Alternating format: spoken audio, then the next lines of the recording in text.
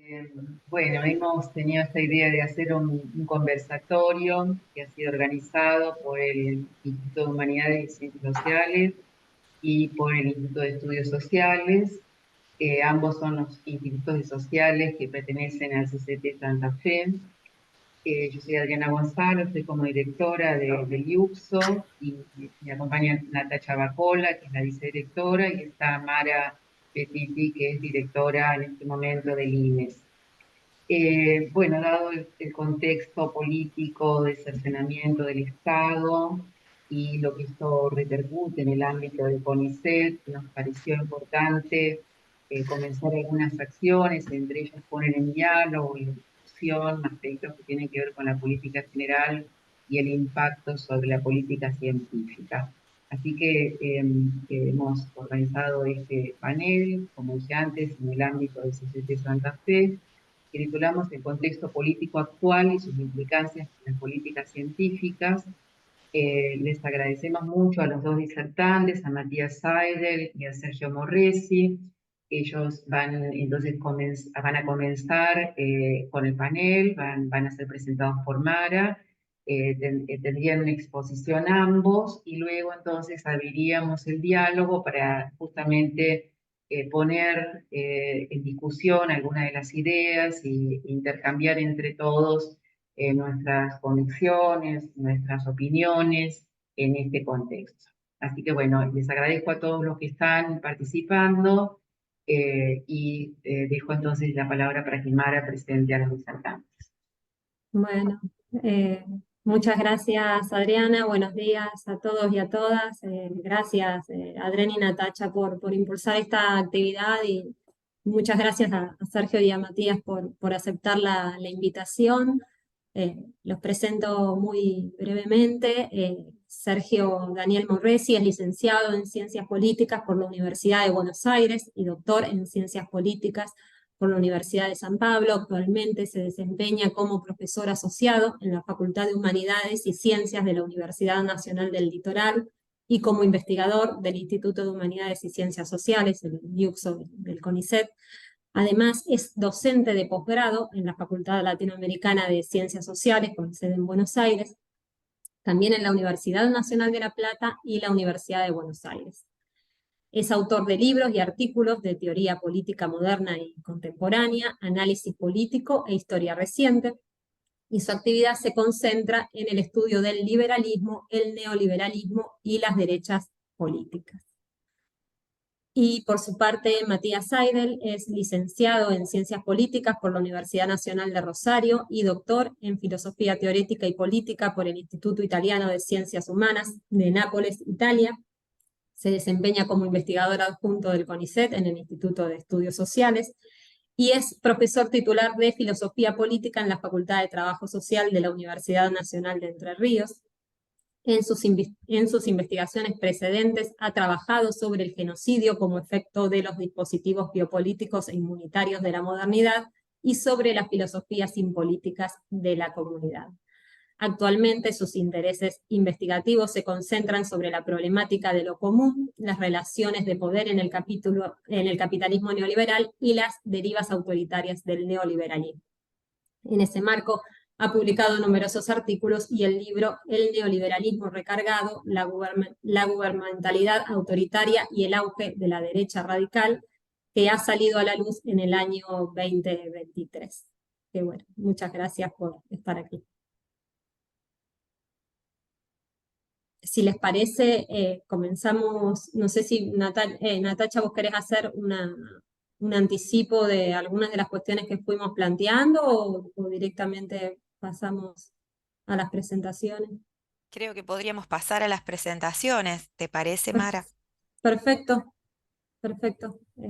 Más o menos habíamos pensado unos 15, 20 minutos para después tener tiempo para abrir el debate.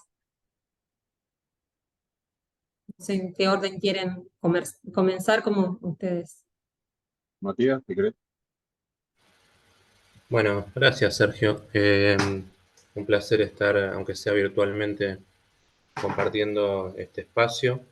Y bueno, agradecer también a la gente del IUCSO, del INES, por la invitación. Bueno, en mi caso intenté garabatear un texto para tratar de ceñirme a los 20 minutos. Voy a tratar de no excederme, puede fallar, pero bueno, voy a tratar de respetar los tiempos para poder también que Sergio tenga el mismo espacio para su exposición y para las preguntas o discusiones que se susciten. En mi caso, digamos, bueno, como ustedes saben, el panel se titula El contexto político actual y sus implicancias para las políticas científicas. Y en mi caso, lo que intenté hacer fue plantear algunas reflexiones sobre los ataques a la ciencia argentina y al CONICET que vienen de la mano de este gobierno y de este pensamiento paleolibertario, que es el que lo inspira, ¿no? Entonces, bueno, el contexto lo conocemos, ¿no? Que es el de un ataque sistemático a las ciencias sociales y humanas en particular, pero también a la ciencia pública en general por parte de las fuerzas políticas neoliberales, ataques que se agravan en contextos de crisis económica, que sirven de alguna manera para denunciar el despilfarro, la ineficiencia y la ausencia de propósito que tendrían las ciencias financiadas con el dinero público. En ese marco, en plena campaña, Milei propuso el cierre del MinCit, algo que ya está en marcha, y privatizar el CONICET, al que no le reconoce ninguna virtud y al que comparó con la NASA, que es una comparación habitual, aunque son instituciones de características bastante distintas, ¿no? Dentro de su aparato de propaganda en Twitter, que ahora es X, en los últimos días se festejó el cierre de Telam como un preanuncio del cierre del NIOKISET, ¿no? Y el presidente ha expresado su apoyo a este tipo de publicaciones, como así también a otras que hablan de arancelar las carreras en ciencias sociales y humanidades en un contexto de financiamiento de ambos sectores, lo cual quizás preanuncia un cambio de estrategia de la impugnación total de las ciencias públicas a el divide e impera, ¿no? O sea, por un lado, las ciencias que tienen una utilidad política y económica comprobada, y por otro lado, las que solo servirían para incrementar el conocimiento, la erudición, o peor, la difusión de ideas progresistas, o las que no sirven para nada en absoluto, en las cuales caerían las ciencias que practicamos nosotros, ¿no? Bueno, este nuevo ataque, desde mi punto de vista, responde a transformaciones políticas, sociales e ideológicas ligadas al auge de la ultraderecha y a su batalla cultural. Que más allá, digamos, este universo de la ultraderecha es muy amplio, ¿no? Pero más allá de sus grandes diferencias en términos económicos, geopolíticos, culturales, comparten cierto desprecio por los intelectuales, entre otras cosas porque seríamos los adalides del marxismo cultural, del globalismo, de la ideología de género, etcétera, ¿no? Entonces, desde esa mirada, las élites progresistas que trabajamos en universidades y centros de investigación, promovemos valores y prácticas que son ajenos a lo del hombre común, que siempre es imaginado como blanco, de clase media, conservador, heterosexual, y encima lo obligamos a ese pobre hombre a pagar nuestras investigaciones con sus impuestos, ¿no? De ahí la hazaña con la que se ataca a los científicos e intelectuales, especialmente cuando trabajamos en el sector público. Y esto obedece a que para los paleolibertarios no está justificada la existencia de la investigación pública, como tampoco lo estaría la educación pública, donde, como repite nuestro presidente, se adoctrina a los estudiantes y se le quita a las familias, en especial a las mujeres, su rol formativo, favoreciendo la decadencia cultural y la degeneración moral, ¿no? Estas ideas están primero en Mises, su ataque al socialismo en los años 20, y en Hans Hermann Hoppe, que es un paleolibertario contemporáneo. Por eso no alcanza con desfinanciar a las instituciones de ciencia y técnica, sino que también invierten dinero público, por otra parte, en desprestigiarnos, ridiculizarnos y humillarnos a través de redes sociales y periodistas amigos, ¿no? Bueno, para los neoliberales argentinos de distintos pelajes, nuestro país no tiene necesidad de ciencia y tecnología propia, porque sueña con una Argentina previa a la industrialización y previa a la democracia, ¿no? Esta idea que toma Milei de Make America Great Again, que la adapta al caso argentino, en realidad habla de una vieja derecha previa justamente, por ejemplo, al sufragio universal, previa a la ley Sáenz Peña, por ejemplo, ¿no? Opinan que para países como el nuestro es más conveniente importar tecnologías, saberes y bienes producidos en otras latitudes, utilizando como excusa que somos un país pobre. El Estado debe limitarse a establecer reglas claras para los grandes capitales y reducir el gasto público para así atraer la famosa lluvia de inversiones que permitan un crecimiento económico sano y equilibrar la balanza de pagos. En el camino del libertario de 2022, Milei recupera tanto la importancia de las ventajas absolutas de Adam Smith, no así las ventajas comparativas de David Ricardo, como la teoría del capital humano de la Escuela de Chicago. En ese marco reconoce la importancia de la inversión en capital humano. Destaca cómo la mejora de la nutrición, por ejemplo, aumentó la expectativa de vida y el crecimiento económico, cómo la educación permite mejores ingresos, mayor productividad y mejores condiciones de vida. Hasta llega a destacar el rol del Estado en esto y en la inversión en infraestructura. Sin embargo, digo, todo esto porque genera externalidades positivas para el capital, ¿no? Esto es obvio para cualquier economista, ¿no?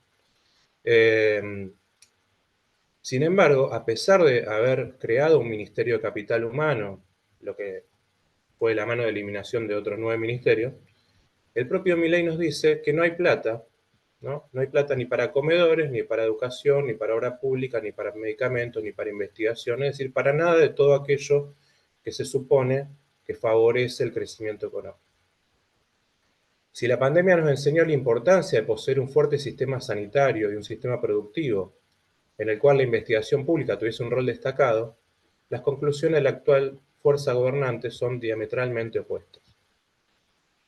En realidad, como decía, cualquier política pública que le permita al Estado intervenir en la vida social es rechazada de plano por las corrientes paleolibertarias que inspiran a nuestros gobernantes. Estas buscan la disolución del Estado para ir a una sociedad de derecho privado, regida por contratos libres entre individuos.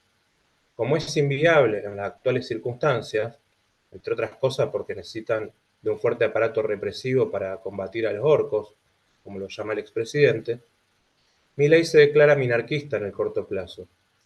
Pero en todo caso, de esta perspectiva, ni la educación ni la ciencia deberían ser financiadas por los impuestos de los contribuyentes, ni tampoco por emisión monetaria, pues ambas constituyen una forma de robo. En efecto, desde la perspectiva libertaria, el conflicto de clases no es entre propietarios de los medios de producción y aquellos que no tienen más que su fuerza de trabajo, sino entre pagadores de impuestos y receptores de impuestos. Son estos últimos los explotadores y los propietarios los explotados. El Estado se encargaría, a través del monopolio de la violencia y de la recaudación fiscal, de robarle a los propietarios para mantener parásitos.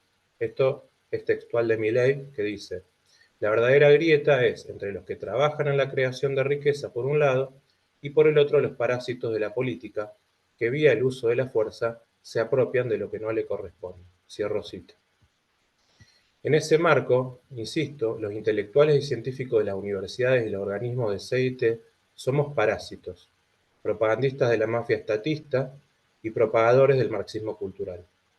Según esta visión, si bien el comunismo fue derrotado política y militarmente con la caída de la Unión Soviética, las ideas marxistas se han infiltrado en la cultura occidental a través de artistas, intelectuales, científicos, etc. De ahí la centralidad de la batalla cultural, donde no basta con derrotar políticamente al adversario, sino que hay que construir una nueva hegemonía, una nueva dirección intelectual y moral de la sociedad, un sentido común antiestatista y antiprogresista de derecha que propenda hacia un orden natural cimentado en la propiedad privada y la familia cis-heteropatriarcal. Para ello, la estrategia ideada a comienzos de los 90 por Rothbard y sus acólitos, y continuada en la actualidad, es el populismo de derecha. En ese marco, Rothbard sostenía que los científicos sociales y los intelectuales difunden la ideología estatista y son parte del establishment, o lo que ahora llamaríamos la casta. Es más, los tecnócratas e intelectuales tendríamos la función de legitimar el sistema dominante de gran gobierno y grandes empresas y convencer a las masas de que paguen impuestos sin chistar. En ese marco, los populistas de derecha debían no solo formar sus cuadros, sino también, acá lo cito, despertar a las masas populares contra las élites que les están saqueando, confundiendo y oprimiendo, tanto social como económicamente. Cierro la cita de Rothbard. En ese marco, la investigación debe ser financiada exclusivamente por el sector privado y responder directamente a las demandas de productores y consumidores. Según la visión libertaria, los grandes avances en la ciencia se deberían a la inversión privada y responden a la búsqueda de ganancias, generando mayor crecimiento económico. En ese sentido, el mito de que la ciencia es un bien público sería sostenido por los propios científicos, que prefieren trabajar en sus programas a expensas del público; en segundo lugar, por los industriales, que siempre están a la caza de subsidios, o lo que Milei llamaría los empresarios; los políticos, que ven en la investigación una forma barata de presentarse como mecenas; y, por último, el público en general, al que le gusta pensar que la ciencia sea una actividad popular democráticamente responsable. Como hemos visto en el esquema mental de los populistas de derecha paleolibertarios, los tres primeros grupos pertenecen a la casta, que saquea los recursos de los contribuyentes para llevar adelante sus propias agendas. Por lo demás, la necesidad de inversión pública estaría siendo desmentida por una nueva ola de inversiones privadas en investigación, desarrollo e innovación, como las de Elon Musk, Jeff Bezos, Mark Zuckerberg, etc. Desde esa cosmovisión, ¿qué sentido tendría la NASA cuando existen empresas privadas como SpaceX? ¿O por qué el Estado debería invertir en producir vacunas cuando se las podemos comprar a laboratorios privados? Este me parece uno de los debates más candentes de la actualidad, especialmente en este contexto de cuestionamiento a la inversión pública en investigación y desarrollo. Por un lado, están los estudios como los de Mariana Mazzucato, que muestran que el Estado ha sido históricamente un impulsor clave en la innovación a través de la financiación de investigación, desarrollo e innovación, la inversión en infraestructura y la creación de condiciones favorables para la actividad empresarial. De hecho, muchas veces el Estado ha asumido riesgos económicos que el sector privado no estaría en condiciones de asumir, mientras que este último muchas veces se beneficia económicamente de dicha inversión, como sucedió con las vacunas para el COVID, Internet, el motor de búsqueda de Google, el iPhone, el GPS, las energías renovables, las nanotecnologías, la industria aeroespacial, etc., ¿no? Por eso, Mazzucato propone que el Estado emprendedor sea un Estado inteligente, que logre mayor colaboración con el sector privado para producir economías más eficientes y equitativas, donde también se beneficie de las inversiones que realiza y resulte atractivo para los mayores talentos. Esto último se lograría, por ejemplo, aumentando los sueldos que se le pagan a los investigadores, pero bueno. Como era esperable, las tesis de Mazzucato fueron rápidamente criticadas por los pensadores y think tanks libertarios, que las consideran contrarias a la libertad y al bienestar.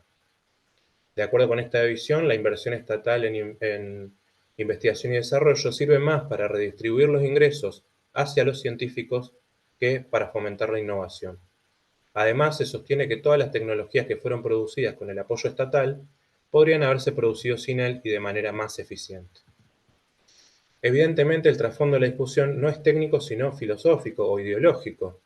Si el Estado es considerado como un criminal, como dice Milei, como la fuente del mal a lo largo de la historia, como dice Rockwell Jr., si los impuestos son un robo, si la sociedad, lo público o lo común son entelequias sin sentido, el Estado tampoco estará legitimado para intervenir en la promoción del conocimiento científico ni del desarrollo económico. Desde un economicismo estrecho y una visión cortoplacista, es imposible valorar los aportes de la ciencia o la educación que vayan más allá del rédito económico inmediato, por lo cual todo aquello que no se le puede poner un precio de mercado es tachado de inútil.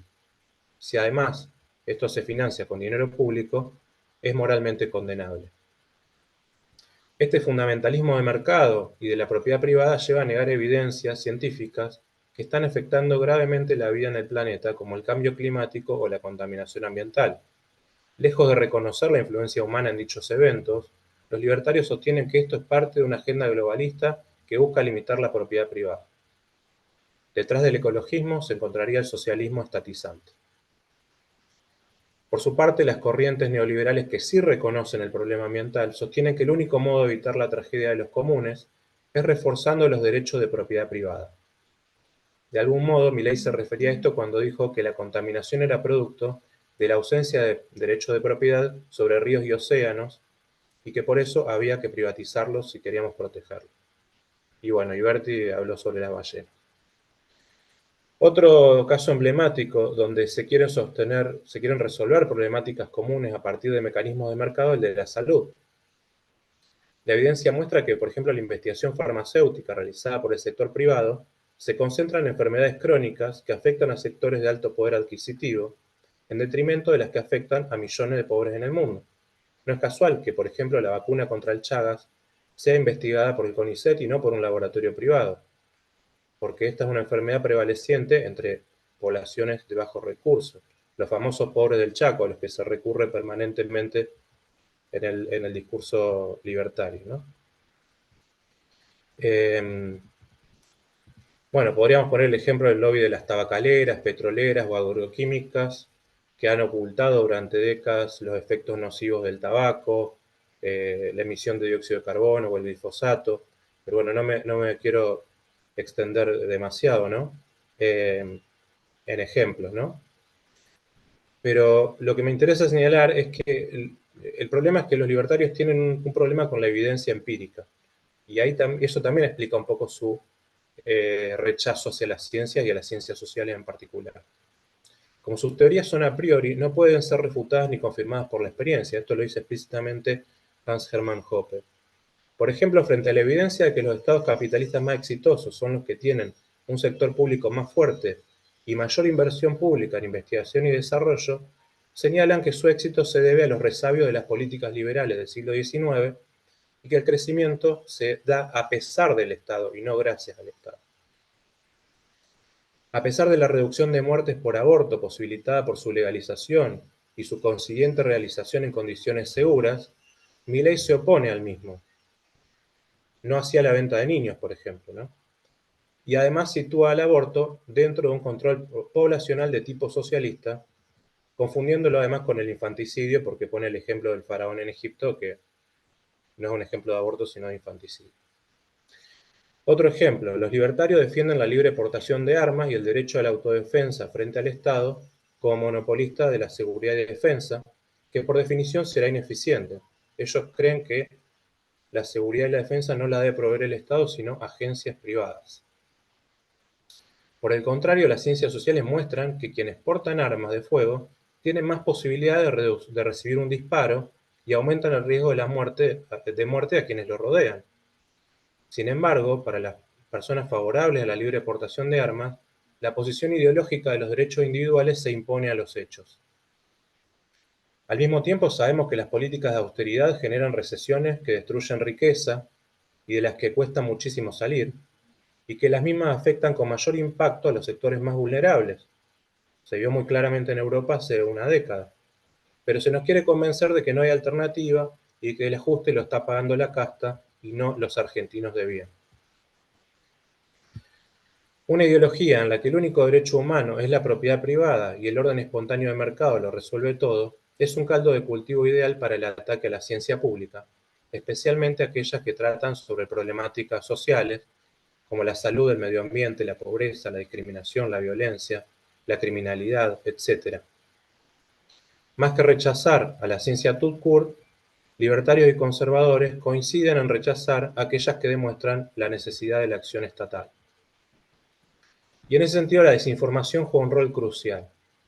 Por un lado, los medios de comunicación le dan igual espacio a las explicaciones científicas y a las voces anticientíficas. Por otro, las redes sociales están dominadas por teorías conspirativas que son replicadas por los algoritmos y por una apología constante de la crueldad y la humillación del otro, exacerbada por el mismísimo gobierno. Estas tendencias anticientíficas son ilustradas en una parodia como el film No mires arriba, Don't Look Up, donde tanto el gobierno como los medios de comunicación y la opinión pública se niegan a aceptar las evidencias científicas respecto de un asteroide que va a impactar en la Tierra con una probabilidad del 99%. Y la solución, confiada al mercado, falla.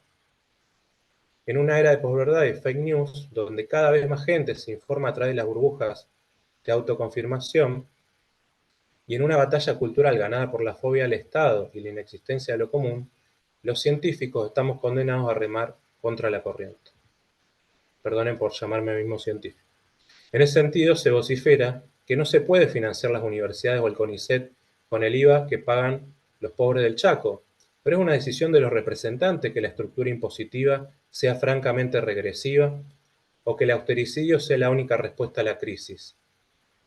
Por lo demás, las exenciones impositivas a empresas, que no fueron sacadas por el actual gobierno, equivalen al gasto total en educación, mientras que las exenciones impositivas a las tecnológicas, que no necesitan ayuda del Estado, superan lo que se gasta en la universidad. Mientras tanto, miles de pacientes oncológicos y de otras enfermedades incurables que dependían de ayudas estatales son abandonados a su suerte. Es decir, que perfectamente la educación de los pobres, la investigación o la salud se podrían financiar con impuestos a los sectores con mayor capacidad contributiva. De hecho, el FONID venía del impuesto a los vehículos de alta gama, o con políticas que promuevan el crecimiento económico en el presente, pero eso es un anatema para los libertarios. Desde una concepción donde no hay cosa pública, donde solo hay individuos y familias, donde la única democracia y soberanía son las del consumidor, donde la desigualdad es el motor del crecimiento, donde la justicia social es una aberración, donde el Estado debe desaparecer y quienes reciben su paga o ayudas del mismo son unos parásitos, los únicos que tienen derecho a la salud, educación, seguridad, cultura, en una palabra, a la vida, son los que pueden pagarlos con la suya. Por eso, la utopía de muchos libertarios en la actualidad es la de un capitalismo sin derechos y sin democracia. En ese contexto, quienes hemos optado por trabajar en la ciencia y la educación pública, particularmente de las ciencias sociales, tenemos el desafío, como mínimo, de aportar racionalidad y empatía al debate. Si algo han demostrado los libertarios, es que las ideas importan, porque definen los esquemas mentales con los que percibimos, habitamos y actuamos. Eso hace que nuestro trabajo se vuelva mucho más relevante de lo que pensábamos. Muchas gracias.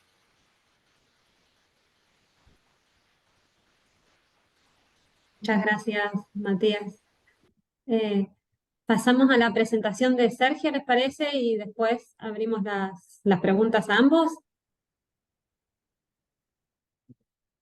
Bueno, buenos días, gracias Adriana por la presentación. Bueno, todos por estar. Eh, Voy a hacer una breve presentación tratando de ir respondiendo algunas preguntas que son las que, no sé si responderme, voy a corregirme, tratando de dar algunas puntas para comenzar a responder quizá algunas de las preguntas que me parece que muchos nos estamos haciendo. Lo primero es de dónde sale esto que estamos atravesando.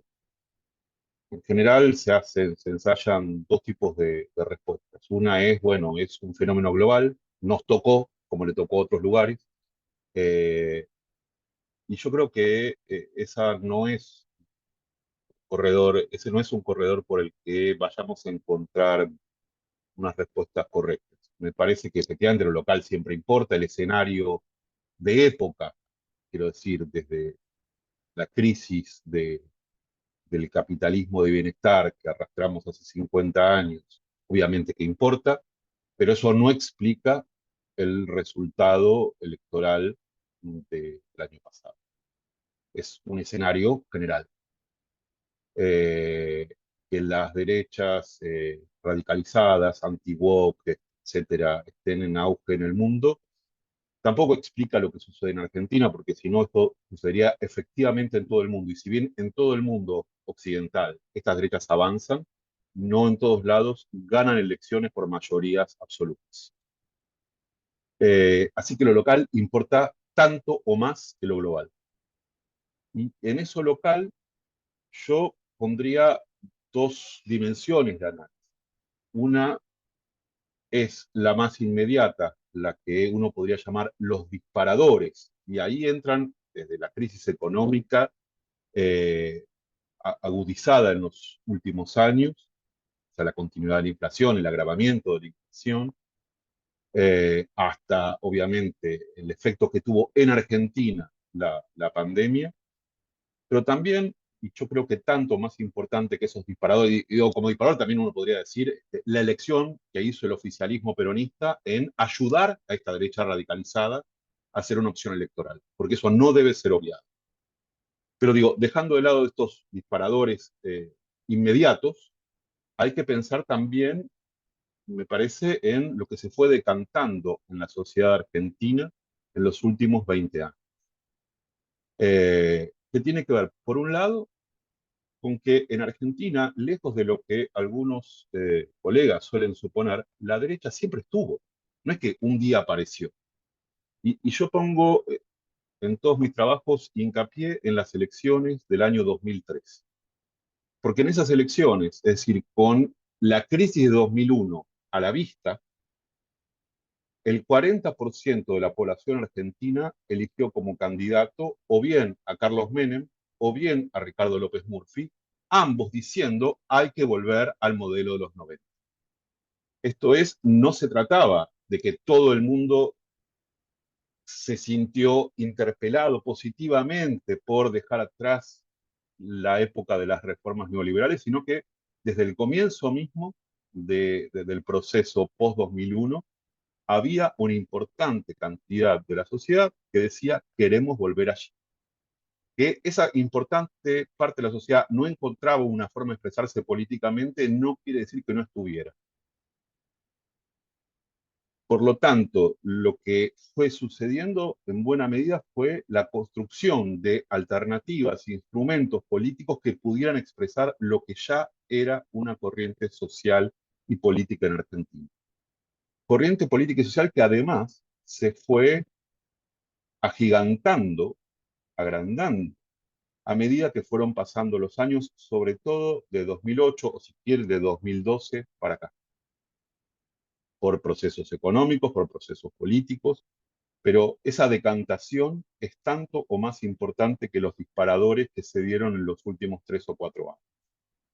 Considerar que esto sucede solamente porque hubo un mal gobierno del presidente Alberto Fernández parece que es no animarse a comprender lo que efectivamente sucede en Argentina. Ahora, evidentemente, más allá de dónde sale, lo que importaría discutir hoy sería hasta dónde puede llegar. Y la verdad es que nadie lo sabe porque vivimos en tiempos que algunos analistas llaman de turbopolítica, de una aceleración de los tiempos políticos tan, de tal envergadura que hacen que el proceso sea claramente incierto, pero más allá de eso, me atrevería a decir que no hay elementos para confiar en que esto se acaba tan rápido como llegó. Porque, insisto, las decantaciones y no los disparadores son más importantes. Esto es, lo que llegó está para quedarse. Ya sea ganando o perdiendo elecciones, hay una parte importante, muy importante de la sociedad, que no es solamente de chetos porteños, como se me insistió durante años, que está de acuerdo con estas posturas. Ahora, ¿qué es esto que llegó para quedarse? Uno puede llamarlo, y me parece que corresponde, o desde las ciencias sociales corresponde llamarlo por cómo se llaman a sí mismos, liberales libertarios. No estaría mal, pero yo creo que no son ni liberales ni libertarios en el sentido si uno se pone a purgar en la teoría política. Es lo que llamamos con otro colega, con Martín Vicente, un fusionismo de derechas. Esto es la reunión de diferentes familias, oposiciones, tradiciones de las derechas, reunidas a partir, sí, yo diría, de un lugar central de Murray Rothbard, que Matías señaló bien en su presentación, pero que no alcanza solamente con pensarlo rothbardianamente, porque lo que hay es un fusionismo al que, en cierta manera, el propio Rothbard adhería en su vertiente populista de derecha. Ahora, en ese fusionismo, y esto también es importante para comprender lo que nos está pasando, no hay solamente un fusionismo de derechas, vamos a decir, liberales. Hay, sobre todo, un fusionismo de derechas iliberales y por lo tanto una recuperación de la tradición iliberal de la Argentina, que no es solamente de derecha. Y es eso también lo que hace posible este fenómeno. Ahora, al mismo tiempo que nos importa decir, bueno, ¿cómo nos llamamos? ¿Qué cosas no es esto que está este liberalismo libertario? Y acá voy a discrepar en algunos puntos con Matías. Yo creo que no es antiintelectual. Es profundamente anti-establishment, estamos de acuerdo, es profundamente anti-izquierdista, entendiendo el izquierdismo en el sentido más lato posible, como lo hace el propio Javier Milei, cuando de la izquierda es social, digamos, de lo que él llama la socialdemocracia, que incluiría desde Horacio Rodríguez Larreta para allá todo, y en realidad los propios derechistas que se asumen tibios, o sea, y eso se ve sobre todo en las redes sociales, donde cualquier discrepancia es atacada como símbolo de izquierda. Pero ese anti-establishment, anti-izquierdista, no es necesariamente anti-intelectual. Hay, por el contrario, yo diría, un respeto reverencial por lo intelectual. Lo intelectual entendido siempre cuando ese intelectual no sea parte de eso que está negado como presencia de la sociedad, que es el socialismo, el colectivismo, la izquierda. Tampoco creo que sea antiestatal.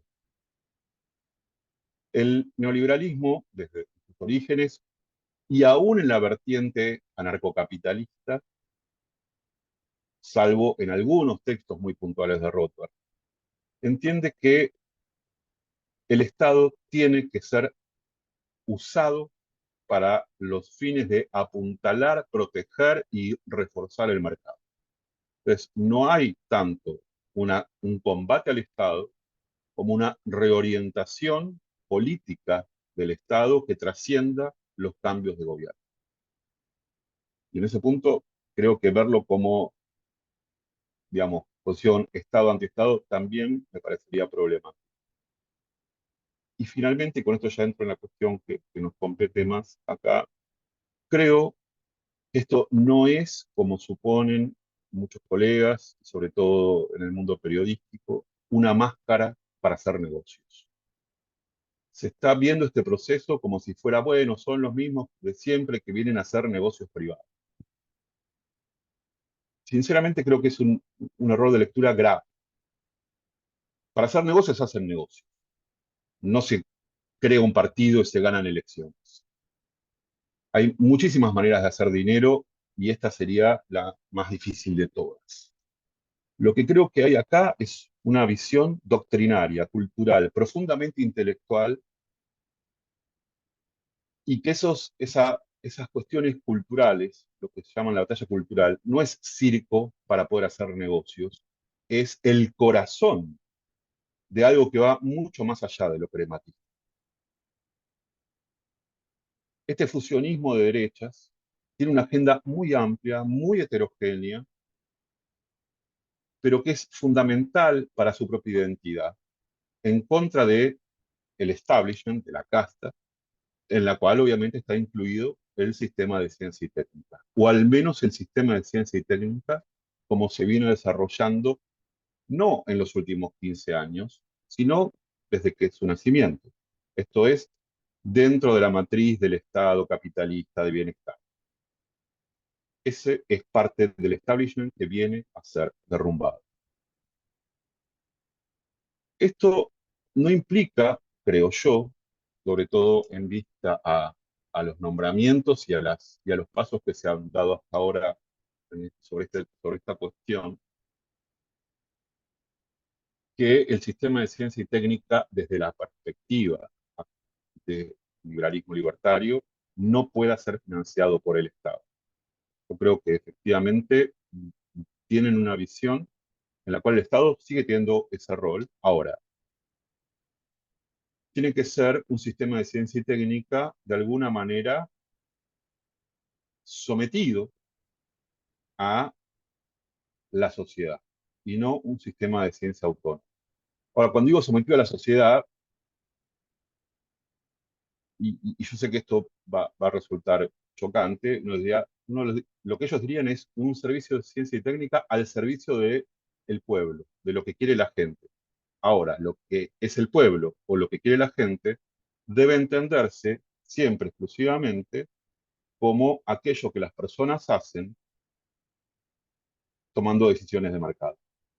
Esto es un sistema de ciencia y técnica al servicio de las decisiones del mercado, en el cual podrá ser apuntalado o no, dependerá obviamente eso de cuestiones de caja y no de cuestiones ideológicas por financiamiento estatal, pero claramente reorientado hacia un sentido de no autonomía, sino dependencia, servicio, reverencia por las decisiones tomadas en el mercado. Y yo quiero ser muy breve y por eso voy concluyendo para que podamos después charlar, porque yo entiendo que lo que estoy diciendo en algún punto quizá sea más chocante. El problema que tenemos por delante es el de un ataque a la democracia, pero no a la democracia, vamos a decir, avanzada, social, inclusiva, a la democracia como expresión del pluralismo político, a la democracia liberal tradicional, limitada, formal, burguesa, etc. Porque efectivamente acá hay una expresión democrática en el sentido de expresión del pueblo. Bueno, al fin y al cabo el pueblo se expresó, votó mayoritariamente eso. Pero lo que está en discusión es el ejercicio del pluralismo político, de la autonomía de cada uno de los sistemas, incluyendo obviamente el sistema de ciencia y tecnología, y la oposición frontal a entender la política como acuerdo.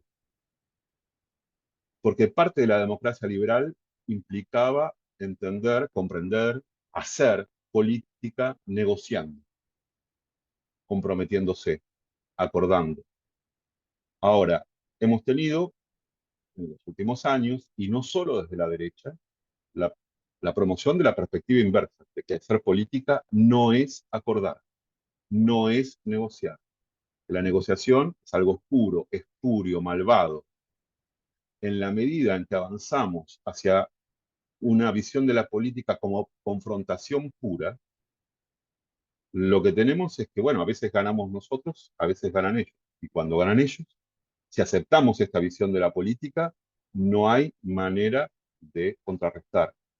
Entonces, creo yo que todos nosotros, sobre todo aquellos que han venido defendiendo una visión no, de no compromiso en la política, tenemos que repensar el lugar de algunas de los puntales de la democracia liberal que son importantes defender y no decir, bueno, queremos lo mismo pero del otro lado, que creo que es un error de gravísimas consecuencias. Y ahí termino. Gracias. Bien, muchas gracias a ambos.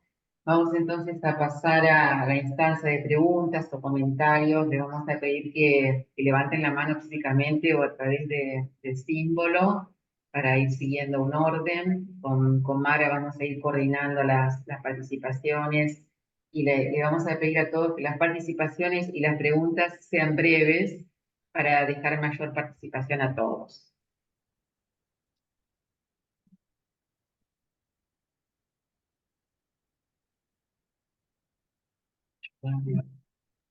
¿Puedo preguntar? ¿Sí? ¿Quién está? Perdón. Carlos, dale. Sí, era yo. Bueno, muchísimas gracias primero a ambas, a los dos institutos por haber tomado esto y a los dos expositores. Fue muy claro lo que dijeron. Comparto mucho lo de la visión. Aprendí muchísimo de contenidos teóricos que uno ve en el día a día de la ejecución, pero nos dieron fundamento. Y yo tenía dos cuestiones. Una, Sergio, vos mencionabas del apoyo del Estado o la existencia del apoyo al Estado a rescatar el mercado. Y la pregunta mía, ¿por qué nunca al individuo, que en definitiva la sumatoria de todos estos individuos hacen al mercado, porque parece que el Estado se aleja de las personas y queda nuevamente librado o para uso de las grandes corporaciones. Y la otra que tiene que ver con la ciencia, cómo llegamos a este momento de que seamos objeto, la ciencia, la universidad pública, de estos ataques sin reacción de la sociedad. Y ahí me acuerdo de las charlas del doctor Adorni Ibarra, Adriana, cuando planteaba si estábamos haciendo ciencia socialmente responsable y si no tendremos también nosotros como sistema científico alguna responsabilidad en enfrascarnos en los laboratorios y no tener más la ciencia en la sociedad.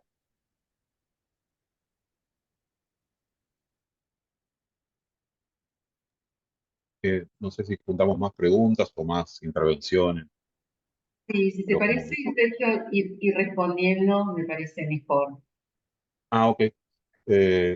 No, bueno, en el caso de la pregunta puntual de Carlos que me hizo a mí, se sup- desde la perspectiva que toma tanto la escuela austríaca, cuanto más adelante la escuela de Chicago, o más adelante todavía la llamada escuela de Virginia, y más cerca todavía en el tiempo el paleolibertarismo, la idea es que el mercado es efectivamente la expresión, el resultado de lo que los individuos efectivamente quieren y no de lo que la élite dice que los individuos quieren. Por lo tanto, proteger al orden del mercado es proteger a los individuos responsables de sus propias acciones, de sus propias decisiones. En ese punto, las corporaciones, para esta perspectiva, tienen tantos derechos como cualquier persona humana. De hecho, en algunas legislaciones internacionales tienen efectivamente los mismos derechos legales, normativos, que las personas humanas. Eh, eh, Son cambios que, insisto, no vienen uy, de repente a algunos se le ocurrió, se vienen trabajando teóricamente, se vienen trabajando institucionalmente, prácticamente desde hace décadas. Eh, y desde su perspectiva, tiene tanto derecho a la vida, vamos a decir, la persona humana, incluso no nata, que la corporación. Y cuando chocan dos derechos, simplemente debe preservarse el orden del mercado. Y por lo tanto, si un individuo no ahorró lo suficiente o no previó lo suficiente, tiene que hacerse responsable de sus decisiones, del mismo modo que una empresa tiene que hacerse responsable cuando pierde ganancias, quiebra directamente. Son equivalentes morales. Yo sé que suena muy revulsivo, pero desde la perspectiva teórica que ellos tienen, es claro como el agua. No hay diferencia de derechos entre una persona humana y una corporación. Son igualmente, digamos, están las dos recubiertas de los mismos derechos.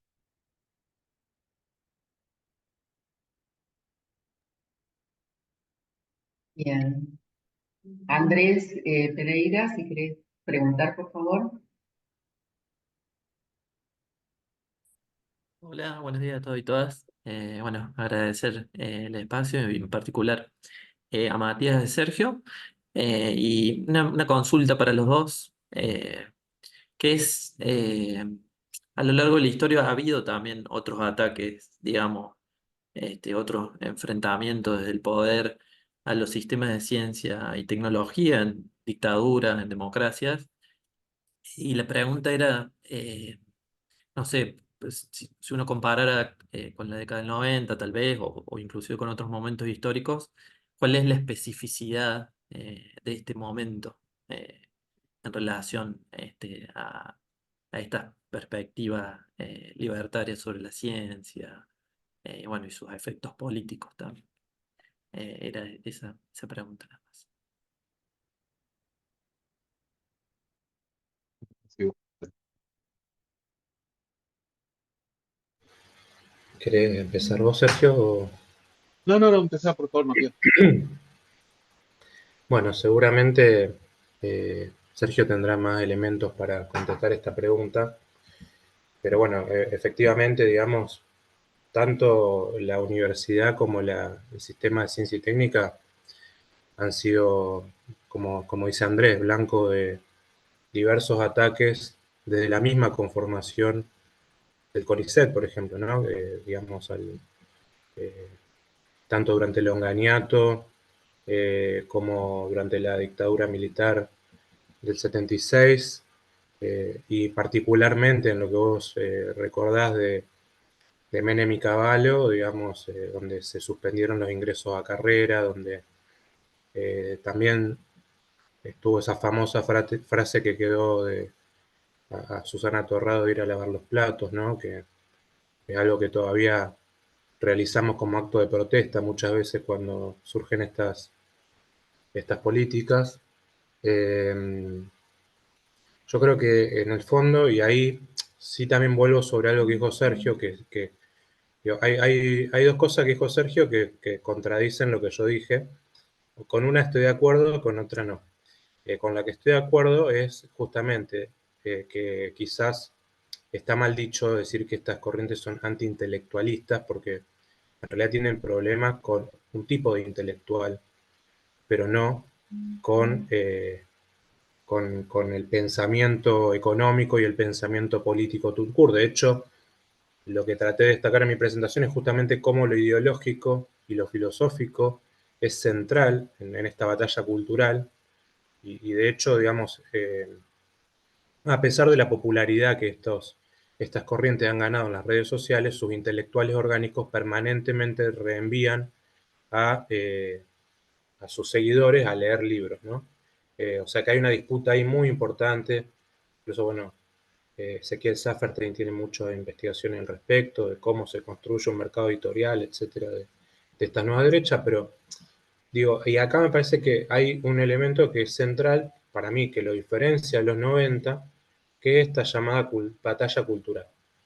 O sea, justamente la centralidad de esto que mencionó Sergio en su presentación, ¿no? O sea, la centralidad que tiene para, para estos sectores, no solamente el problema tecnocrático, digamos que era más el estilo de Cavallo, ¿no? Un neoliberalismo tecnocrático que venía con digamos, a sus espaldas una hiperinflación, el consenso de Washington y decir, bueno, estas son las medidas que hay que tomar en el contexto actual para poder, por un lado, frenar la inflación, reducir el gasto público, etcétera, ¿no? Acá, digamos, hay más una idea de cruzada, ¿no? Hay una idea de cruzada ideológica donde, digo, un caballo, por ejemplo, en Davos o en cualquier viaje internacional, su objetivo sería conseguir inversiones para la Argentina, insertar a la Argentina en el comercio global. En cambio, si nosotros observamos, por ejemplo, la política exterior argentina actual y los viajes que ha realizado el presidente, todas han tenido una vocación de catapultarse él mismo como un líder espiritual, político, ideológico de la derecha global, y han tenido, digamos, por función dar esa batalla cultural, incluso en lugares como Davos, donde nadie sospecharía que es un nido de socialistas, y ayer mismo se jactaba de haber llamado zurditos a todos los asistentes a Davos. O sea, esto que señalaba Sergio de todo lo que está a mi izquierda es de izquierda, bueno, incluye también a los grandes empresarios, a los cuales Milei tiene como la vocación de ir a, a expresarles la buena nueva, ¿no? Y en ese sentido, también, digamos, en esto coincido con Sergio, quizás el proyecto no sea cerrar directamente todo organismo de ciencia y técnica, porque además es inviable quizás, creo que se necesitarían por lo menos de acuerdo del Congreso, pero bueno, sabemos que esto está muy endeble en las circunstancias actuales, ¿no? Donde justamente parte de esto que Sergio mencionaba sobre la democracia liberal y sobre la república y sobre el federalismo. Todo esto está en cuestión hoy. Pero bueno, creo que el aspecto central, para mí, si tuviese que resumir en una palabra, ¿qué diferencia esto de los 90? Es que para mí acá hay una dimensión de cruzada ideológica, cultural, que en los 90 no era tan explícita, y en los 90, digamos, las medidas se pudieron imponer por la fuerza de las circunstancias en gran medida. No hubo que hacer un gran trabajo de promover la batalla de ideas para poder llevar a cabo las reformas, mientras que parecía que las reformas caían por su propio peso, y además las realizó el peronismo, que tenía, digamos, el peso específico para poder hacerlas. Y creo que acá hay como una dimensión también de trabajar sobre las ideas, sobre la subjetividad, eh, para, para abrir un horizonte totalmente distinto al horizonte político en el cual estábamos, o creíamos que estábamos, hasta hace poco, digamos. Por mi parte coincido con Matías. Yo diría que no se parece a lo que sucedió en los 90. En los 90 había un razonamiento de caja. Para esto no hay plata. Para otras cosas, tenemos que usar la plata para otras cosas. Eh, y sí se parece a la intervención al sistema de ciencia y técnica de las dictaduras. Porque hay una cuestión ideológica de cambio, vamos a decir, de cambiar los corazones de aquellos que van a seguir participando del sistema de ciencia y técnica. Eh, Cuando digo se parece a lo de no estoy diciendo que no me imagino, por ahora, eh, militares o policías entrando a las universidades o golpeando científicos en un CCT, pero sí creo que el tipo de objetivo perseguido a través de otras medidas es más bien similar, en el sentido de decir, bueno, hay cosas que se están diciendo desde el sistema de ciencia y técnica que no deberían ser dichas, que no deberían ser indagadas, o al menos que si las indaguen desde su casa y no con el paraguas protector que da la pertenencia a el sistema de ciencia y técnica, lo cual los coloca en el lugar de una casta, una élite eh, inaceptable.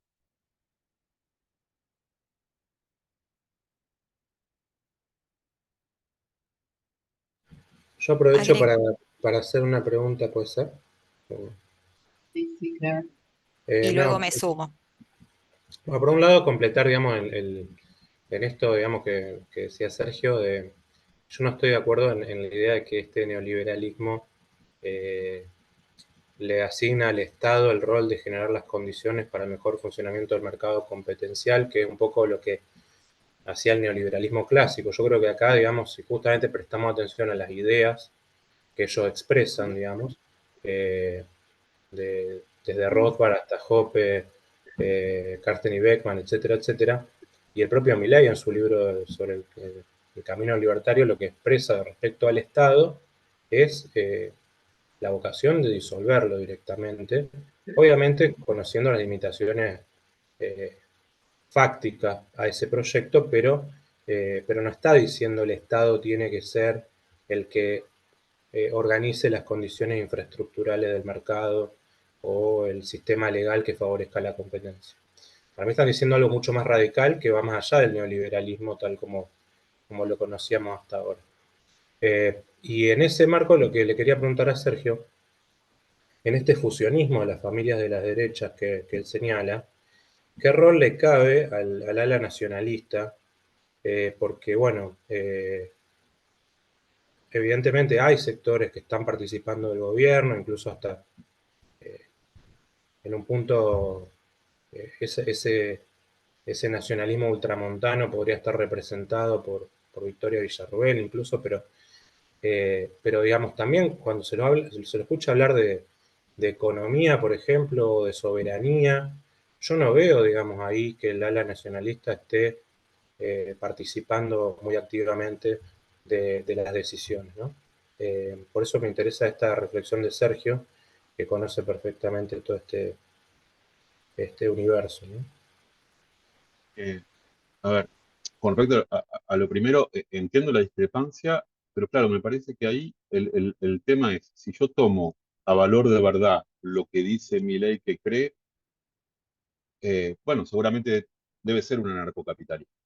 Eh, lo que yo veo es que lo que él creó no es un movimiento anarcocapitalista, o lo que él encarnó, vamos a decir, pues no es que lo creó él solo, él vino a ponerse ahí en algo que ya estaba. No es un movimiento anarcocapitalista, sino ese fusionismo donde el anarcocapitalismo es una partecita de ese fusionismo. En ese fusionismo, el Estado debe ponerse al servicio del mercado, no en la visión, obviamente, teórica de los anarcocapitalistas. ¿Qué tan anarcocapitalista termine siendo? No lo sé. Digo, me parece que no, que ninguno. Justamente por el rol que tienen todos los otros sectores que forman parte de este fusionismo. Entre esos otros sectores, obviamente, está el nacionalismo reaccionario de derecha tradicional, bueno, a esta altura, digamos, con un siglo de existencia en Argentina, que desde la investigación que venimos haciendo, empezó a mutar, uno diría que hace ya unos 10, 15 años, hacia posiciones cada vez menos tradicionales, en el sentido más amigables hacia el mercado. Y para mí el punto de eclosión estuvo en la participación de varios ex dirigentes del Modín de la experiencia de Mauricio Macri. Es por eso justamente que cuando Juan José Gómez Centurión, que fue expulsado por Macri, por derechista, o sea, no, vos sos demasiado derecha, lo que hizo fue crear un partido nacionalista, reaccionario, donde todos los tropos estaban. La recuperación de la hispanidad, el combate a los mapuches, contra la ideología de género, en contra, todos los tropos, pero con libre mercado.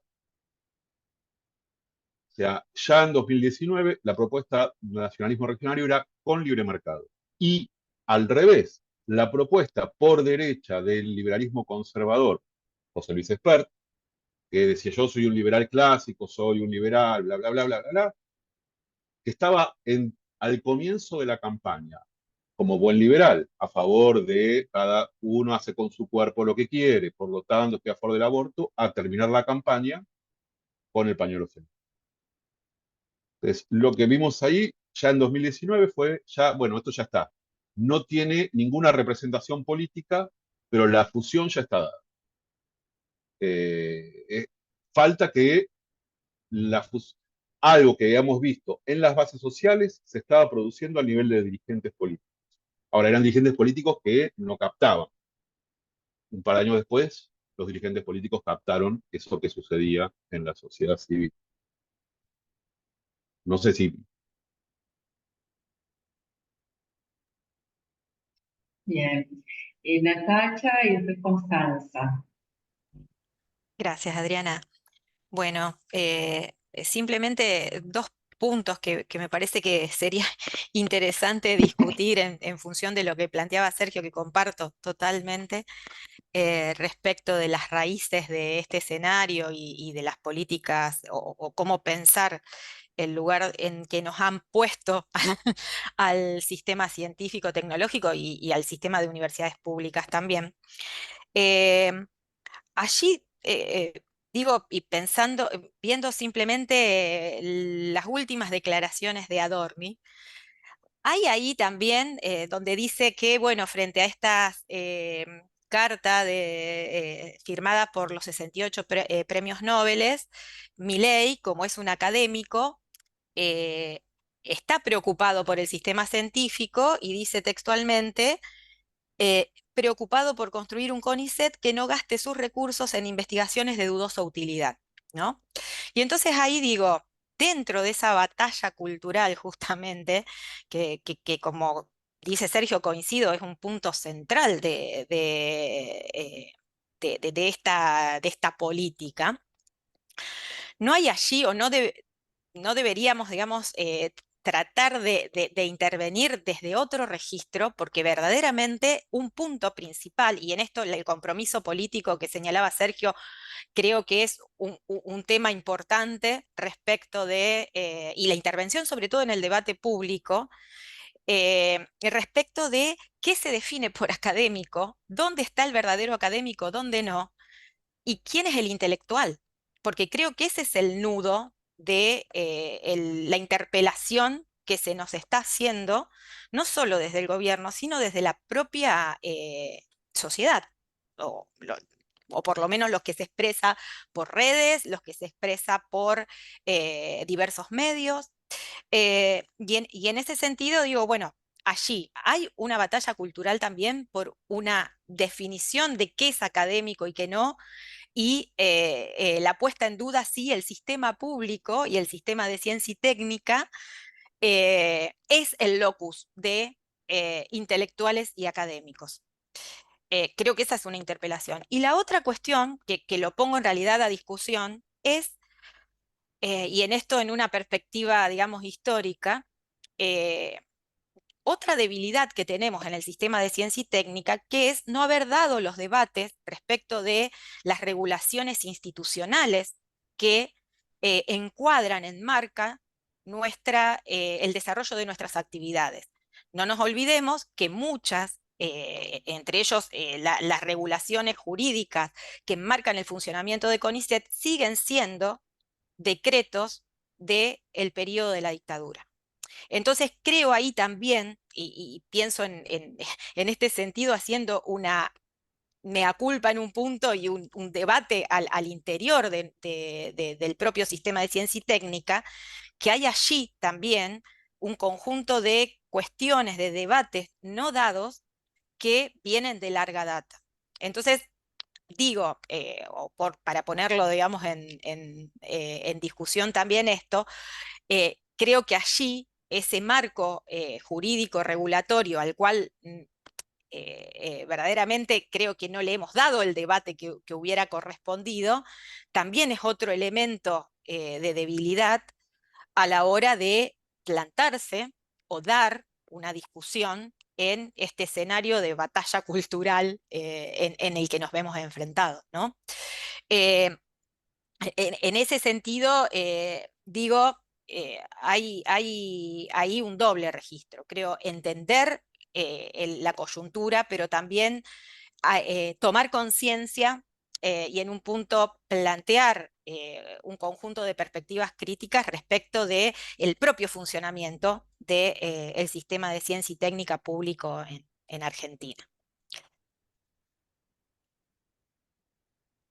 Le doy ahí la palabra a Constanza.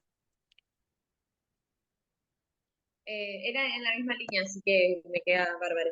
Bueno, en primer lugar quería agradecer muchísimo este espacio. Yo soy estudiante de la licenciatura en Ciencia Política en la Facultad de Humanidades y Ciencias, y estamos en un contexto en donde, además de que estamos todo el tiempo bombardeados por información, es como que uno está un poco como, sí, apabullado de cosas, como de no saber qué pensar de todo lo que está pasando, se están como atacando un montón de frentes al mismo tiempo.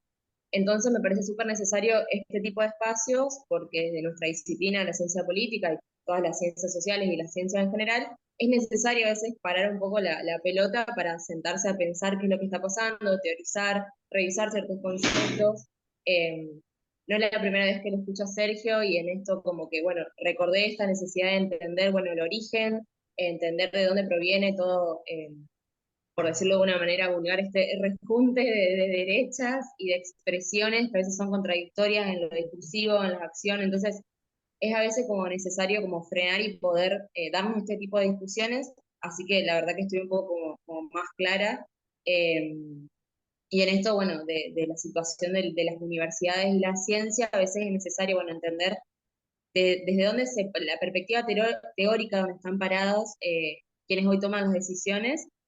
Y en eso un poco la pregunta que yo quería hacer viene más orientada si podemos hacer algún tipo de síntesis sobre el rol que el gobierno de la Libertad Avanza le está dando a la ciencia hoy. Viene un poco en relación a la pregunta que hacía Natacha sobre esto del rol del intelectual, esta idea de intelectual. Bueno, yo quería saber si podemos elaborar algún tipo de síntesis o aspectos principales del rol que hoy le está adjudicando, digamos, la Libertad Avanza, Milei, a la ciencia. Yo creo que lo de las ciencias sociales está un poco más sobre la mesa esta cuestión, bueno, de gastadero de plata, de yo no quiero financiar a un politólogo, un sociólogo, pero bueno, eso como que me parece que achata el debate. Yo creo que en esto de este espacio podemos darle una vuelta un poco más conceptual eh, sobre a quién nos estamos enfrentando desde las ciencias sociales, principalmente en mi campo, ciencias sociales, pero bueno, un poco eso, si es posible hacer algún tipo de síntesis o visibilizar algunos aspectos que nos permitan como comprender el rol que se le está dando a la ciencia hoy. Perdón, Matías, si puedo hablar primero porque me voy a tener que retirar en breves minutos porque tengo otra reunión justo ahora a la 1. Eh, eh, a ver, yo creo, Natacha, que efectivamente hubo discusiones que no nos supimos dar en años en los que las podíamos dar. Eh, mi- el problema, pienso yo, y ahora estoy hablando con cualquier, te digo, no como alguien que estoy a las derechas, ni digo, simplemente como cualquiera de nosotros que estamos en el sistema de ciencia y técnica, el problema es que me parece que es demasiado tarde para dar la hora. Eh, no hay que llorar sobre la leche derramada, ya está, la macana se hizo. Digo, uno mira su recibo de sueldo del CONICET, si es que tiene la suerte de haber ingresado al CONICET, y ve que el sueldo, el salario básico es de 60.000, 70.000 pesos, porque todo el resto son decreto, decreto, decreto, decreto, decreto, decreto. 20 años sin construir ninguna institucionalidad. 20 años de no discutir el rol de los investigadores de CONICET con respecto al resto del sistema de ciencia y técnica. Digo, ahora, no sé si tiene algún sentido discutirlo hoy, lo que estaría bueno haber hecho y no se hizo. Yo creo que sí, que a la hora de pensar cómo sucedió esto, hay que poner eso en un lugar central. Ahora, de acá en más, ¿qué? ¿En qué sentido repensar el rol del académico intelectual? A mí me resulta muy difícil porque, digo, pienso que cualquier autoafirmación en tanto académicos e intelectuales, comprometidos, no comprometidos, dedicados a la ciencia, con guardapolvo, sin guardapolvo, etcétera, igual va a ser resemantizado como ahí está la casa. Lo que sí creo es que hay una mínima brecha de acción en algo en lo que yo no soy especialista, que recién empecé a indagar en los últimos tiempos, y que en cierto sentido parece apuntar casi en contra del sistema de ciencia y técnica nacional, pero que juro que lo estoy pensando para apuntalar, que es en la medida en que el actual gobierno parece enfrascado, parece, no sé, parece por las medidas que viene tomando, enfrascado también en una rediscusión del federalismo en Argentina. Los gobernadores en cuyos territorios hay universidades y centros científicos tienen una chance, y nosotros como investigadores que vivimos en territorios geográficamente determinados y políticamente dependientes de determinada gobernación, tenemos la chance de repensar el sistema de ciencia y técnica en un sentido claramente más federal, donde las gobernaciones apoyen o se conviertan en puntales de apoyo para mantener parte del sistema de ciencia y técnica que está siendo, yo diría, atacado, o por lo menos intentado reformar en un sentido que a mí me parece no bueno desde el gobierno nacional. Entonces, me parece que hay una chance en ese sentido. Si la podemos, sabremos nosotros mismos como miembros del sistema de ciencia y técnica y los representantes políticos, ¿sabremos aprovechar? No lo sé, pero creo que hay una ventana de oportunidad hoy.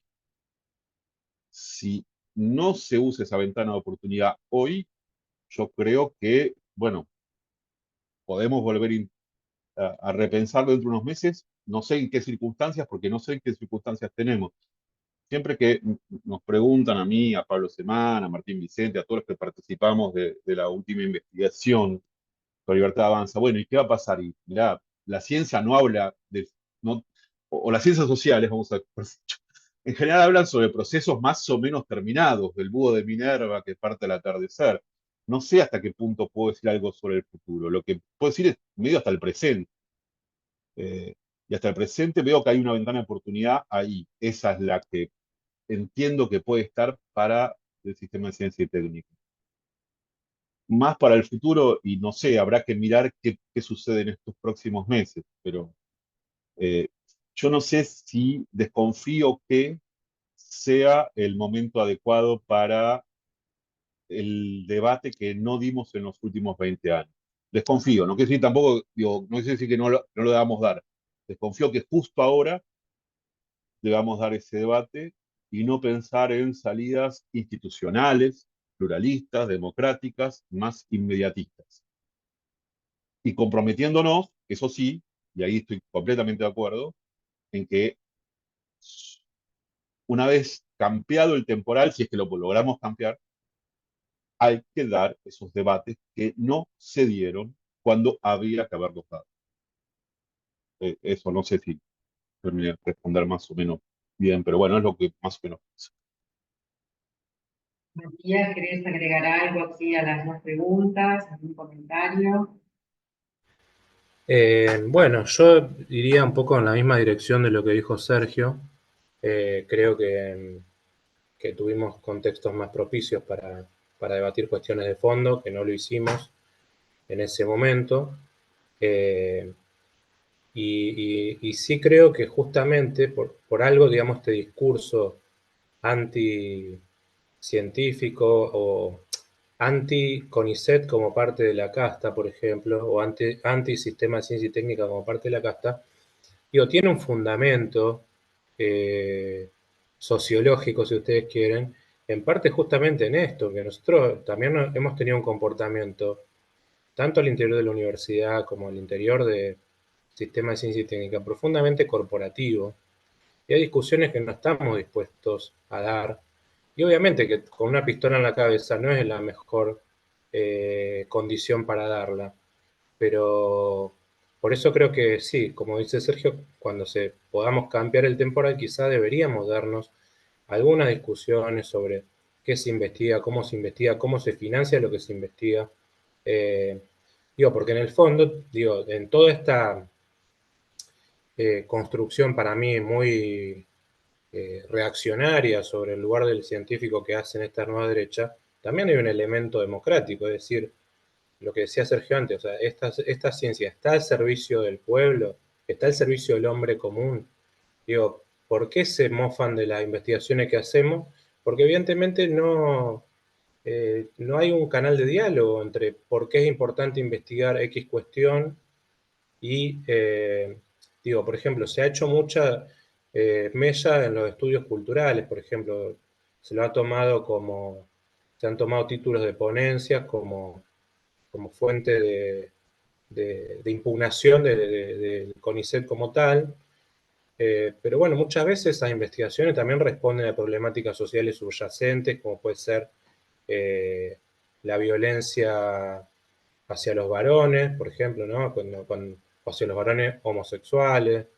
Eh, cuando vemos eso, por ejemplo, sobre Batman y ese tipo de cosas, ¿no? Y bueno, y se toma, digamos, además, esto además es anecdótico, ¿no? Pero bueno, los títulos, digamos, de una ponencia obviamente no expresan lo que es una investigación, ¿no?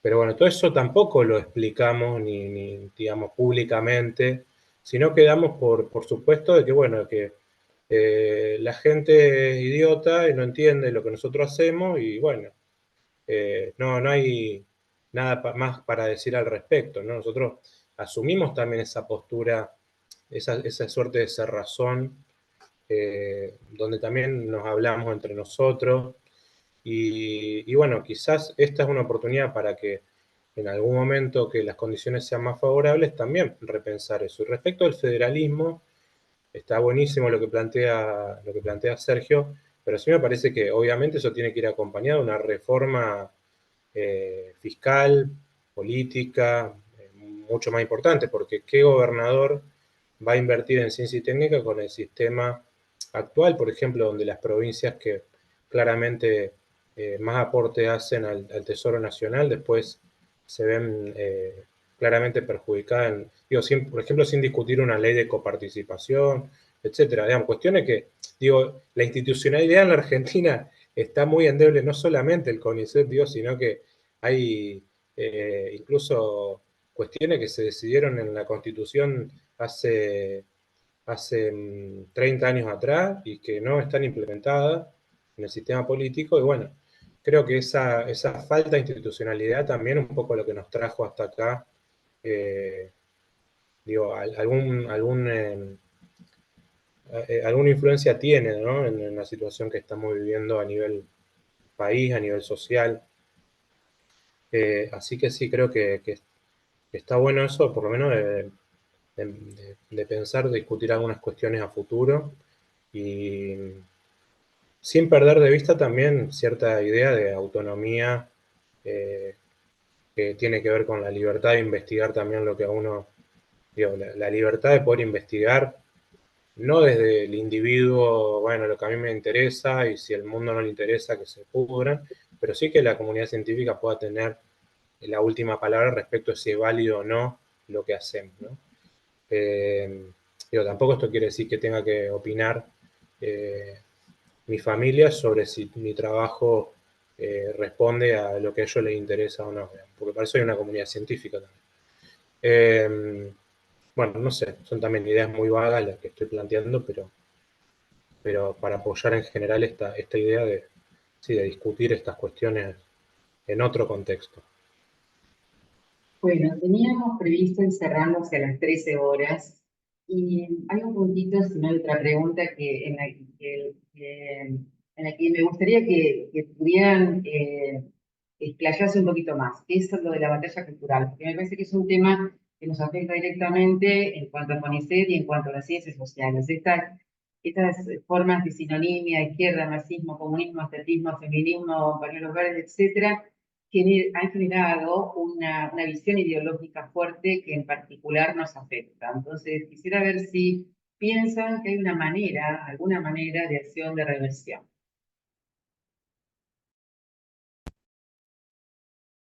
Eh, por mi parte, creo que no hay una manera digamos, de responder a la batalla cultural, sino es participando de esa batalla cultural, lo cual me parece que es jugar a perder, eh, porque implica la aceptación de una visión de la sociedad y de la política antipluralista. Eh, y de, y una visión, yo diría, maniquea del mundo. Me parece que participar de la batalla cultural es, desde mi opinión, obviamente, que no coincido. Yo sé que hay un montón de colegas que no coincidirían. Alguien estaría acá sus manuales de Laclau y Chantal Mouffe y me diría, no, hay que ir por un populismo de izquierda. Yo creo que es un error gravísimo, pero creo yo. Obviamente entiendo a todos los colegas y amigos que dicen, vamos a participar de esa batalla cultural y vamos a dar la vuelta. Creo yo que hay que, en algún punto, impugnar esa batalla cultural. Y se la impugna desde lo institucional y con una defensa muy fuerte el pluralismo y de valores que me parece que son los que hemos estado construyendo estos 40 años de democracia. Pero entiendo también que de esto hay un montón de colegas con los que a lo mejor coincidimos políticamente, vamos a votar a los mismos candidatos y me dicen, no, lo que hay que hacer es todo lo contrario, vamos a participar de la batalla cultural y vamos a ganarle en su propio terreno. Pero para mí ese es el problema, es su terreno, no el de aquellos que pensamos en una visión más igualitaria, más pluralista y democrática de la política argentina. Pero bueno, obviamente es una cuestión a discutir. Bien, sobre este punto, Sí, no sé qué yo, hay Matías. no, coincido en gran medida con lo que dice Sergio y creo que, de hecho, en Argentina, digamos, más allá de las derechas globales, en realidad la batalla cultural empezó por izquierda y esto que vimos en gran medida es una forma de lo que llaman el backlash, ¿no? O sea, esta respuesta un poco el contragolpe, digamos, de lo que las derechas interpretan como parte de la batalla cultural. Por ejemplo, la cuestión del género, ¿no? O sea, desde la academia y desde los movimientos sociales se hizo mucho hincapié en la deconstrucción del género como algo determinado por la biología, ¿no? Yo apoyo totalmente, digamos, apoyo esa visión, ¿no? Creo que amplía el horizonte de lo político, de justamente este pluralismo de formas de vida que tienen que poder coexistir, pero también, digamos, esto fue percibido desde la derecha como una forma de imposición, de que yo tengo que aceptar lo que vos decís que sos, pero yo a vos te veo como otra cosa, ¿no? Entonces, ahí también hay una discusión donde es muy difícil ponerse de acuerdo, y ahí es donde para mí juega la institucionalidad, es decir, bueno, generemos, por ejemplo, leyes que permitan que uno pueda expresar su identidad de género, por ejemplo, eh, y esto, digamos, tenemos que poder, sí, mostrar que esto en realidad es una ampliación de libertades y no la imposición de una visión del mundo de unos hacia otros, ¿no? Lo mismo pasó, digamos, con el tema del aborto. O sea, nadie obliga a nadie, digo, a abortar, ¿no? El aborto se toma como un problema de salud pública, que es un problema preexistente a la ley, ¿no? De hecho, la implementación de la ley demostró en Uruguay, que lleva más años, y en los poco tiempo que lleva implementación en la Argentina, que no ha fomentado que se practiquen más abortos que antes, pero sí ha fomentado que se reduzca la mortalidad materna. Entonces, está bien, si nosotros nos paramos desde un lugar solamente de, bueno, el que piensa distinto que yo es un reaccionario, antiderecho, fascista, y bueno, sí, estamos metidos siempre en, digo, y me parece que ahí es donde hay que también poder distinguir el papel del intelectual comprometido, etcétera, etcétera, y el papel del académico, ¿no? Yo creo que la discusión, por ejemplo, que acá estamos intentando plantear, tiene mucho más que ver con una discusión académica, que es tratar de poder comprender, conceptualizar, explicar, caracterizar qué es lo que está sucediendo en la actualidad, eh, pero no solamente pensando en qué es lo que puede agradar a nuestra tribuna, digamos. Y en el caso por ahí de un intelectual que está más expuesto políticamente, porque así lo decide, bueno, quizás será otro, y quizás otro el abordaje, y quizás también esté más inclinado a proponer una salida también que dicotomice el espacio social y que en el fondo termine siendo antipluralista, como plantea Sergio. O sea, porque, insisto, esta idea de la batalla cultural y de construir una nueva hegemonía de la izquierda, digo, fue planteada, y de hecho, Laje y Márquez, digamos que son, sobre todo Agustín Laje, por ahí el teórico, digo, más influyente de esta derecha en la Argentina y en Latinoamérica, y en el mundo hispanoparlante, toma su teoría de Laclau y Mouffe, o sea, es adaptar lo que dice Laclau y Mouffe y los gramscianos de derecha de la Nouvelle Droite francesa de los años 70 para un contexto que que es distinto, pero justamente, digamos, este aparato que están usando en contra nuestra, de alguna manera, fue fogoneado desde la izquierda en su momento, que me parece muy buena como explicación del fenómeno político, pero no me parece tan buena como estrategia política, ¿no? O sea, sí creo que la política es conflicto, sí creo que la política tiene un componente, la política democrática tiene un componente populista, todo eso creo que sí se puede comprobar en la realidad, pero no sé si esa tiene que ser la estrategia política, sino justamente la estrategia tiene que ser cómo institucional, cómo crear instituciones, ¿no? Y hay instituciones que contemplen que no somos todos iguales, no pensamos todo lo mismo y que tenemos que poder convivir. Bueno, eh, perdón, pero tengo que ir cortando para ir cerrando por una cuestión de tiempo. Han quedado muchos puntos abiertos en el debate, en la conversación, de modo tal que podemos seguir en otras oportunidades. No sé si Mara o Natacha quieren decir algo más. No, yo solo para, bueno, volver a agradecer, sumar y algo que dijo Matías que me quedo pensando que me parece que tiene que ver con esta oportunidad de repensar que estaban hablando, la pregunta de Carlos sobre, bueno, tenemos responsabilidad nosotros como sistema científico, esta posibilidad de repensar ese diálogo, pero por otro lado, algo que vos dijiste y creo que después no sé si se volvió a retomar, que hay un cuestionamiento a la evidencia empírica.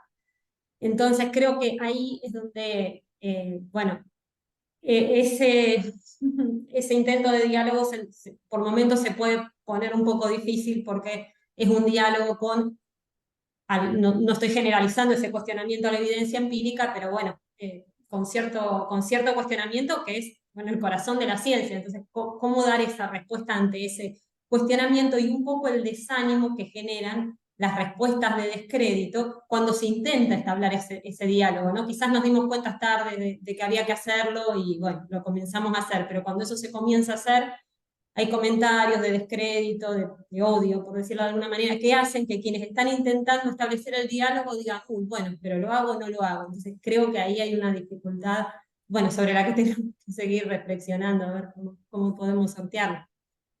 Pero bueno, muchísimas gracias por las presentaciones. Bueno, muchas gracias, Mara. Lo único que agrego es que el cuestionamiento de la evidencia empírica tampoco podemos decir que sea patrimonio exclusivo de la derecha, ¿no? Pero sí creo que en esta cuestión de las teorías conspirativas y también de que varios de estos teóricos libertarios justamente plantean que sus lecturas son a priori, digamos, que la experiencia no puede contradecirlas, bueno, también, digamos, hay ahí, que es un problema que a veces tenemos también que nos hacemos teoría, ¿no? O sea, si la realidad contradice la teoría, peor para la realidad, ¿no? Bueno, muchas gracias entonces a todos los participantes, a los expositores y esperemos que tengamos otras oportunidades más para seguir los conversatorios. Gracias. Hasta luego. Hasta luego. Chao. Hasta luego. Hasta luego. Hasta luego.